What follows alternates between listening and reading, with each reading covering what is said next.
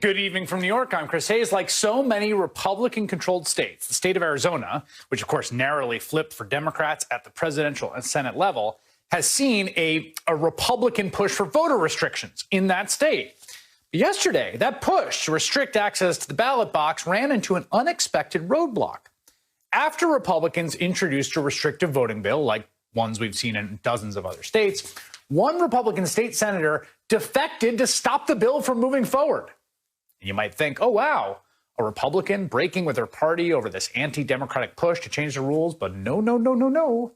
She is mad it is not more restrictive. I am committed to fixing the problems in this election system in Arizona, even if it means my name is in red on this board and you guys can say it's a temper tantrum. Absolutely, I'm upset about all of my election bills dead. Absolutely, I'm upset. You want to see a temper tantrum? I can show you one if you really want to see it, but I will not. Excuse me. I can show you a temper tantrum. Well, that's kind of the Republican Party of the moment in microcosm, isn't it? Because the extreme right wing has taken over the Republican Party of Arizona, including the Republican Party chair in that state, Trump loyalist Kelly Ward. Remember, Mitch McConnell called her Chemtrail Kelly because she was so nutty. Not only are they introducing restrictive voting legislation, they are also undertaking a truly insane audit of the 2020 election vote 5 months after the election. No, I'm not making up this. They are actually, look, they're doing it as we speak. That's them. That's them auditing the vote. This is a live shot of an actual audit of the actual physical ballots that were cast. And they are doing this because they think they are going to find some smoking gun that Donald Trump actually won Maricopa County. I'm your chairwoman, Dr. Kelly Ward, and today we are going to be talking full forensic audit because you want to know, our whole state wants to know, the nation wants to know, and the world wants to know what happened in 2020 in Maricopa County and beyond. In case you thought this was going to go away, it's not. I mean, first off, we know what happened in the election. Joe Biden won, and nobody knows what they're talking about, disputes that. Election officials and the courts have found no merit to allegations of fraud or errors. Remember, all this got litigated in Arizona court in multiple courthouses. So there's really no reason to do an audit at all. But moving on from that, the head of the company that was hired to oversee this forensic audit actively promoted Donald Trump's attempt to undermine the election, tweeting, "Stop the steal" and "Fight back," and retweeting a post saying, "I'm tired of hearing people say there was no fraud. It happened, it's real, and people better get wise fast." That is the guy running the audit that's happening right now in those live shots. His name is Doug Logan, okay? Now, today, an Arizona Central reporter who volunteered to help the audit to gain access tweeted, quote, "I noticed the counters had blue pens, supposed to only have red when you're around ballots since ballots can read black and blue ink. Those blue pens the counter have could potentially be used to mark the ballots. I pointed this out to Doug Logan with Cyber Ninjas. That's his firm, apparently. Doug is running this audit. He told me his understanding of blue ink was fine. The ballots only read black ink. And then he came back and said, actually, it seems I am correct. But he still seemed unsure. He said that they would work on this." That's what's going on in Arizona right now with the actual ballots, okay? That's the same guy, the one she's talking to, with people going around with blue pens on the physical ballots. That's the same guy who tweeted "Stop the steal." And his audit counters are using pens that could potentially be used to change ballots. What on earth?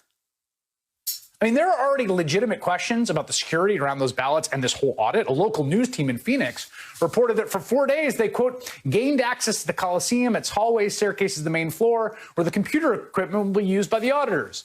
The team was able to get close to the actual ballots and county computer equipment. At no time did anyone at the site ask the team to leave.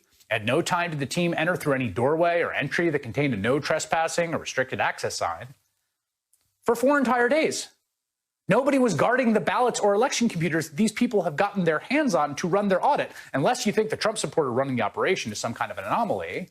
An ex-Arizona lawmaker who was allegedly photographed on the steps of the U.S. Capitol during the January 6th riot says he and his wife are now involved in Arizona's audit of the 2020 election. Here's a picture of the guy shared by the Arizona House Democrats. He says he is helping with the audit. There he is, apparently on the steps. Now, Democrats are, not surprisingly, pushing back on this ludicrous undertaking, suing to stop it. A judge did actually temporarily halt the count this afternoon before allowing it to continue after Democrats declined to post a $1 million bond demanded by the judge. And so right now, the audit of the 2020 presidential election results in Arizona is somehow ongoing.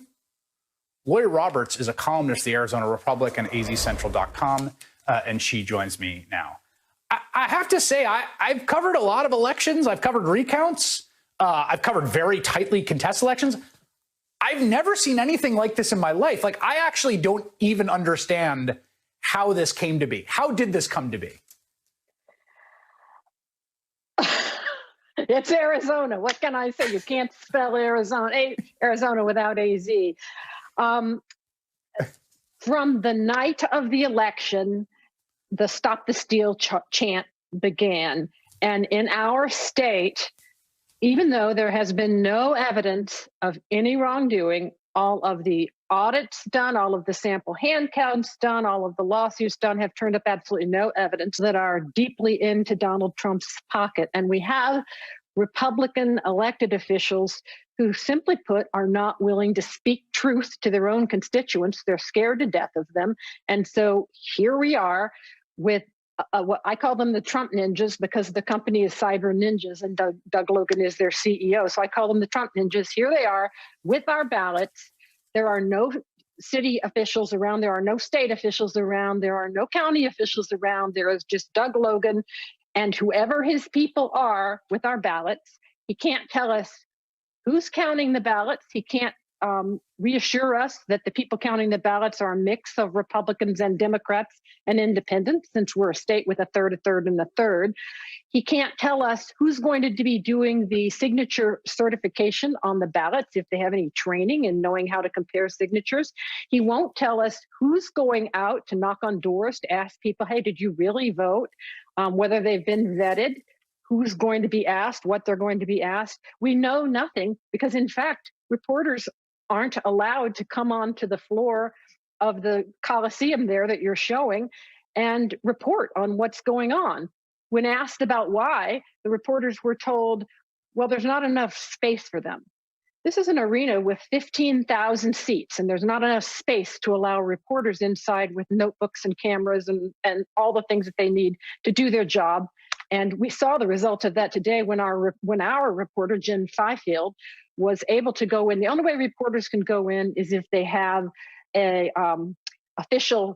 if they agree to be official observers, which is, of course, ridiculous. Reporters shouldn't be officially observing anything. They're there as members of the public. So she was allowed in as an official observer and noticed these pens, which everybody knows you can't take a blue pen or a black pen anywhere near ballots because the machinery will pick up whatever markings you may make on it and invalidate the ballot. The fact that Doug Logan didn't know that shows you just how ill-prepared they are to do this audit.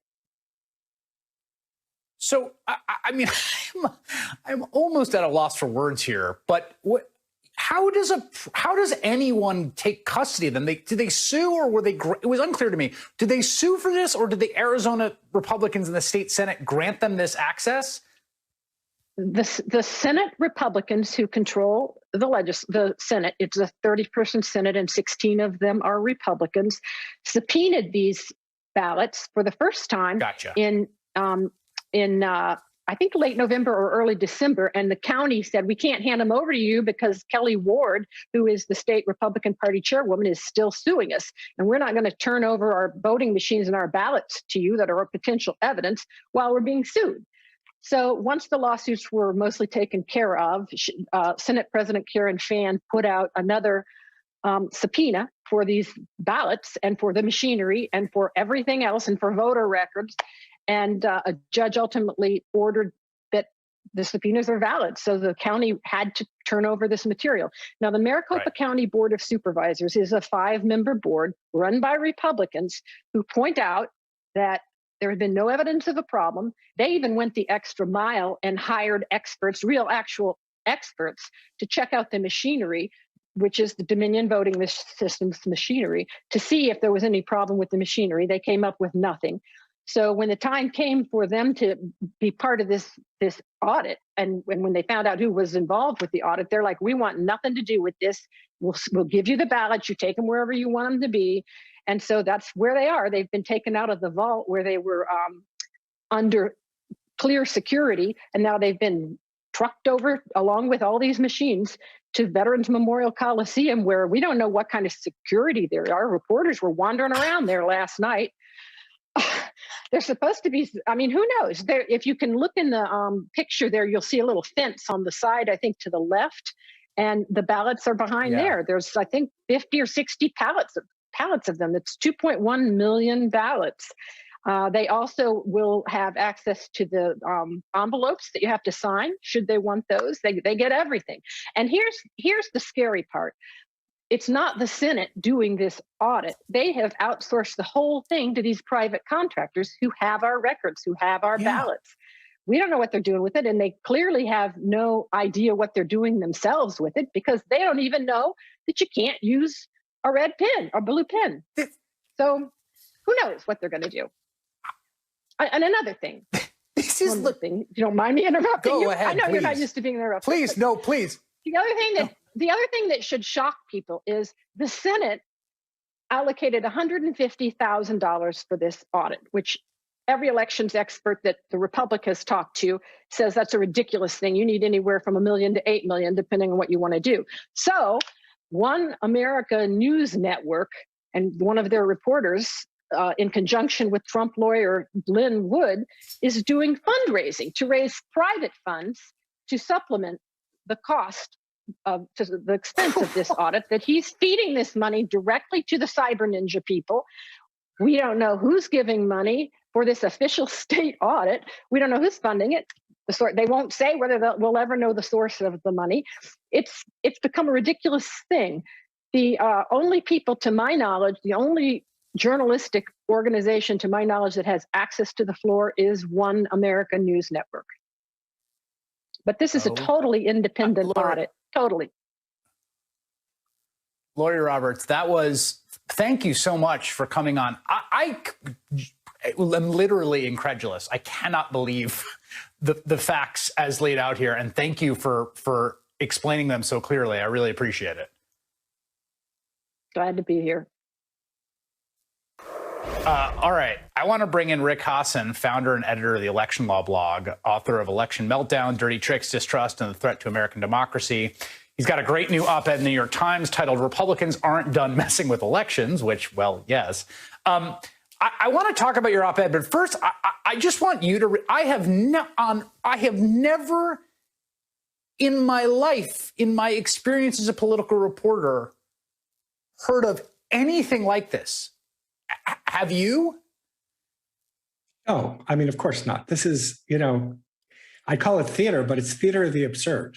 This is nothing like the way any kind of election professional would audit a race. Now, of course, we know this race was audited, recounted, gone through court challenges. There were no problems. You have Republicans in charge in Maricopa County. You have a Republican governor. If there was a problem, it would have been uncovered. I mean, this is just adding fuel to the fire, trying to convince people that the election was stolen for really crass political purposes, and I think for financial purposes, because it's big business to be claiming the election is stolen and raise more money off of it. It's terrible, and it's terrible for our country. It's funny, but it's actually very sad.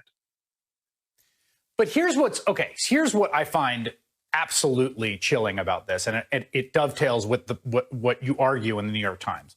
Basically, you say, look, we're all clear about these attempts voter suppression at the margins, closing polls early, and making it harder to register, et cetera. But you're worried that Republican state legislatures are making moves to essentially grab power of election administration, which is usually in the hands of county boards or secretaries of state, because they didn't get their way during 2020 when Republican and Democrat alike stood up to them. And so Republican legislatures are trying to grab that turf so they can directly manipulate votes. And this feels like a trial run of it. I mean, you've got the state Senate turning over the county's ballots to some private group to do whatever they want with. This feels like a test run. Yeah, I don't know that I'd call it a test run because this has no legal effect. I mean, what's a test run is what the Georgia legislature did. We spent so much time talking about, whether people can get water while they're online to vote. I mean, that's an issue, and it's upsetting, but it's much less important than the part of the same Georgia law that says that the Secretary of State, the one who stood up to Trump when he called him to try to find those 11,780 votes, that this guy is now taken off the election board. He no longer has power. And instead, he can be replaced by someone who is handpicked by the legislature. That person can have control over a board that can take away the power to administer the election in up to 4 counties, which can include heavily Democratic Fulton County. This is a way of potentially cooking the election books when we get down to actually counting the votes 2 or 4 years from now. Right. So this is kind of a time bomb. We don't know how these rules are going to play out. In state after state, Republican legislatures are either passing or considering passing rules that are going to put more power in the hands of political actors who are going to be able to count the votes. I mean, it doesn't get worse for problems of democracy than worrying that the votes are not going to be fairly counted by election officials. And one of the things that surfaced in this long process after election 2020 was we got into the sort of technical bureaucracy of election administration, vote counting, and how those results get certified and passed from the county level up to the state. And there's these boards, for instance. So, the Republicans in the Wayne County board objected and then switched their votes. And then it went to the state board in Michigan. And no one knows anything or cares much usually about the state election board in Michigan. It doesn't have any power. It just, says, yeah, these are the votes, boom. But, one of them objected. One Republican voted with the Democrats to say this was free and fair. That guy, as you noted, and I learned from your op-ed, he's been booted now. Like, it was like the whole thing was a test run, to pull the heist in the bank and find out where the alarms are and where the security is and who switches shifts at what time. And now you're going to go back and, engineer around that. Right. The key point is that there was a lot of noise during the aftermath of the 2020 election about the election being stolen and rigged. But when push came to shove, almost every Republican who had authority, from this guy on this election board to the Secretary of State of Georgia, they did the right thing. And so now it's to change the personnel and put in place, so who replaced the guy in Michigan is the executive director of an organization that's funded by the DeVosses. This is somebody who's going to be a Trumpist loyalist. There are Trumpists being put into positions all around the country. And if they're the ones counting the votes, we're in real trouble. That's why we need things like paper ballots, so that if it goes to a court and the court is fair, we can actually run a fair recount and not the kind of ridiculous circus like we're seeing happening right now in Arizona. Rick Hasen, who's op-ed in the New York Times, I really recommend you take a second to read. Thank you so much, Rick. Thank you. Coming up, little tip and contributions to Republicans who voted to overturn the election results, proving, of course, there will likely be no lasting consequences for supporting an outright insurrection. Elizabeth Newman is the former Assistant Secretary for Threat Prevention and Security Policy at the Department of Homeland Security. She left that job a year ago because she saw Donald Trump as a threat to the country. She's now a director of the Republican Accountability Project. Elizabeth, it's good to have you on. I was frustrated and angry, but not surprised about those corporate donations. What do you think the relationship is now between the kind of K Street institutional Republican Party and that ugly chapter in which a majority of House Republicans voted to overturn a Democratic election? Yeah, I mean, we're kind of in a dark season. There have been a number of stories that have come out. We've just passed the 100-day mark since January 6th. We don't have a commission yet to study how we got there and get to a fact-based account so that, for the sake of posterity, maybe your children can know the truth, even though half of the country seems to be willing to memory hole what happened on January 6th. But we're having a hard time getting a commission stood up. We're having Republicans try to pretend it never happened or it was a false flag operation. It was really Antifa that stormed the Capitol. And now we have the donors pulling out and doing going back to politics as usual, which of course is, to your point, how the Republican establishment class, with the exception of a very small number like Adam Kinzinger or Liz Cheney, they're hoping that we all forget and move on too. They're trying to coax the corporations to think like, hey, this is just what we have to deal with. Our base is a little crazy, but you should still give us money so that we can, be a counterbalance to Biden. This is a moment where we really need American citizens to stay involved, to have their voice heard, because there is a very loud, radicalized part of the Republican Party. And if we just, and I don't mean this in a dismissive way, COVID's important, infrastructure is important. But if that's all we're talking about and we're not actually addressing some of the root causes that led us to January 6th, we're going to see more. The January 6th was a symptom. It was not the cause. We have to address the causes behind January 6th to prevent it from happening again.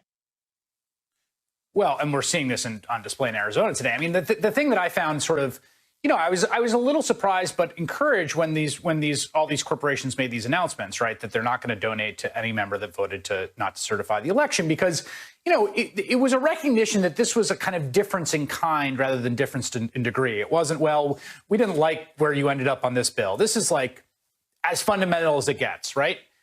You have a democratic election, person wins fair and square, that person takes power in a peaceful transfer of power, and if you oppose that, like, you're kind of off the map. But what I think has happened is, look, that's where a lot of the party is. It's a two-party system. And so the map just expands now to include people that did that. And that's now becomes part of our politics. Yeah, and I think that's why I joined the Republican Accountability Project, right? We have to defeat these people politically. And that means educating American citizens. Look, I don't expect, and it's not healthy for every person to be as invested in politics as those of us in Washington, D.C. are.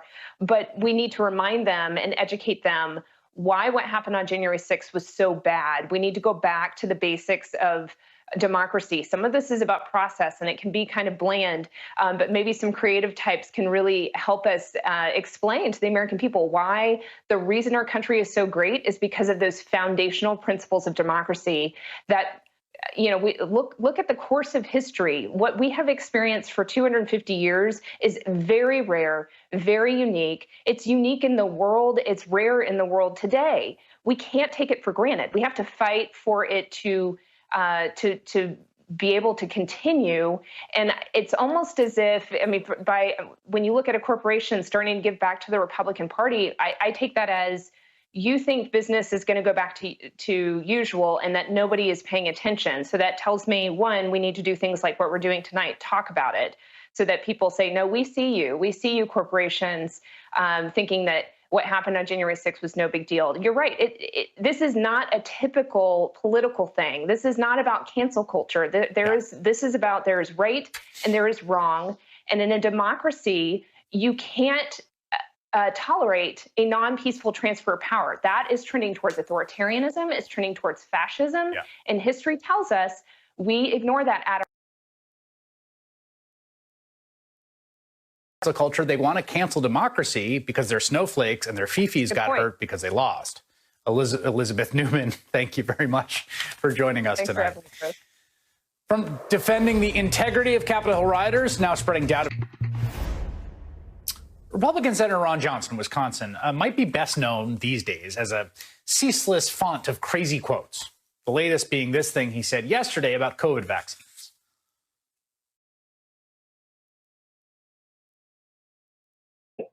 To people that really aren't, to the very young, I see no reason to be pushing vaccines on people. And the science tells us that vaccines are 95% effective. So if you have a vaccine, quite honestly, what do you care if your neighbor has one or not? Why is this big push to make sure everybody gets a vaccine, and to the point where you better impose it? You're going to shame people. You're going to force them to carry a card to prove that they've been vaccinated so they can participate in society.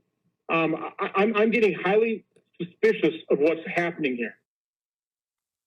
Why this big push to vaccinate everyone? Why would we want to do that? Well, because if the vaccine is 95% effective, the number of people that are still going to get sick is going to be dependent on how much community transmission there is. Generally, this is not rocket science, Senator. So why do you care if someone is vaccinated or not? Well, let's just look at Kentucky this week, where an unvaccinated worker set off an outbreak at a U.S. nursing home where most residents were immunized. Dozens of infections, including in 22 residents and employees, were all fully vaccinated. 3 residents died, 1 vaccinated and 2 unvaccinated. So yeah, everyone getting vaccinated suppresses the disease, which is the point. Now, Johnson has since tried to clean up what he said by releasing a statement today, basically calling his remarks a legitimate question, which fine, whatever. But his irresponsible vaccine talk comes on the heels of him parroting the popular white supremacist theory that Democrats are importing immigrants to replace certain American voters. This administration wants complete open borders, and you have to ask yourself why. Is it really they want to remake the demographics of America to ensure that they stay in power? Fully respect law enforcement, would never do anything to break a law, and so I wasn't concerned. Now, had the tables been turned, and Joe, this got me in trouble, had the tables been turned and President Trump won the election, and those were tens of thousands of Black Lives Matter and Antifa. Truly love law enforcement, the crowd that threatened to murder a cop with his own gun. Perhaps what is really crazy about Senator Johnson is that he's saying all this whole performance of his, it's not coming from some guy from a super conservative hard right state where he has to worry about a primary challenger and he's never going to have to worry about a general election challenger. No, he's saying this stuff as a senator from Wisconsin, a razor-thin swing state, as we saw from the last election. In fact, as of 2021, he is the only statewide elected Republican left in that state. Now, Senator Ron Johnson has not decided if he's going to run for re-election yet, but if he does, he's going to have to answer to those voters in a closely divided Wisconsin, where he thinks apparently that out-Trumping Trump is the key to his political future. Someone with a keen eye on Johnson's decision, of course, is Ben Wickler, the chair of the Democratic Party of Wisconsin, and he joins me now. I got to say, when you think about senatorial pairings in this country, you're hard-pressed to come up with one more stark than Tammy Baldwin, who is a progressive Democrat, and Ron Johnson, a Trumpist Republican in your state, which is a very closely divided state. How does this shtick work for him? So, I mean, let's start with, and it's good to see you, Chris. Let's start with acknowledging Ronald H. Johnson is bad for Wisconsin. He's a disastrous senator. He is ill-serving our republic. He's ill-serving the country. He shouldn't be in public office. And at the same time, no one should underestimate the strategy he's using here. Wisconsin is maybe the most closely divided state in the nation. We've had 4 presidential elections out of the last 6 come down to less than 1 percentage point. But there was a period where we zigzagged between Obama landslides and Scott Walker landslides. And Ron Johnson came in 2010 when the Scott Walker wave and the Tea Party wave, and then he was reelected in 2016, one of our 1% election years. But he rode the kind of Trump wave into office. He energized a group of voters that loved what Trump was saying. They loved what Ron Johnson was saying, and he got in. And Ron Johnson's strategy is pretty clearly to build and try to foment a Biden backlash and to audition for the kind of new poster child for the Mercers and the right-wing billionaires who fund Republican elections. That's his meal ticket. And that means he has no accountability to the truth, no accountability to the public. It's not a political problem for him, in his view, if people die because of what he says, if he foments and feeds into hate. And that makes it all the more urgent that we defeat him. But I don't think anyone should underestimate this will be a big fight. The public does not like what he's saying, but he is not trying to appeal to the general public. It's really a test of democracy about whether we can throw him out of office. Right. And it also points to the fact of these Senate classes matter so much, right? So if you're in that 2010 class, a lot of states swung hard to the right, and then in the upper Midwest in 2016, right, that Trump vote came out, and that helped those folks. So he's banking on a sort of, a 2022 kind of Tea Party redux. I mean, that's the Republican strategy here, right? It's it's going to be a mobilization election. It's going to be a base election like 2010 was. It's going to be turnout and opposition to the party in power. What do you do to counter that if that's sort of structurally baked in? So this is what Republicans want. They want an atmosphere where people are angry and they're trying to get back by electing people like Ron Johnson. On our side, Democrats are actually delivering for people. So let's take Governor Tony Evers. He's up for re-election. He's an actually real leader who's trying to make people's lives better. And week after week, you look at the states that are actually getting the highest percentage of COVID vaccines into people's arms. Wisconsin's in the top 3. So what we're going to be doing as a party, what our grassroots activists are doing across the state, we'll be actually talking to people. Once we do reach a level of safety, we'll be at their doors. Right now we're on the phones talking about, are you getting vaccine shots? Are you getting stimulus checks into your bank account? You know, shots in the arm, money in the bank. Vote for Democrats. Like, we're actually making a difference in your life. And there's precedent for those things, and a strong economy and a sense that things are getting better. The biggest predictor of down ticket success is the popularity of the sitting president. And right now we have a very popular president. We have a very popular governor. And our answer is not to meet his cynicism with more cynicism. It is to make sure people know that he threw himself at doing everything he could to delay the American Rescue Plan, that he's feeding conspiracy theories that make it harder for schools to reopen, and that Democrats are actually doing the things that people want them to do, and it's working. Yeah, it's a very succinct articulation of, I think, what is has become a kind of canonical view of Democrats and Democratic strategists I've been talking to, of like the midterms are a referendum on the sitting president, and the path to popularity for the sitting president is do as good a job governing the country as possible, do good things, get people back at work, vaccinate the country, and that's basically your best shot, and let the chips fall where they may. Ben Wickler working hard up there in Wisconsin. Thanks for taking a little time away for us tonight. Thanks so much, Chris.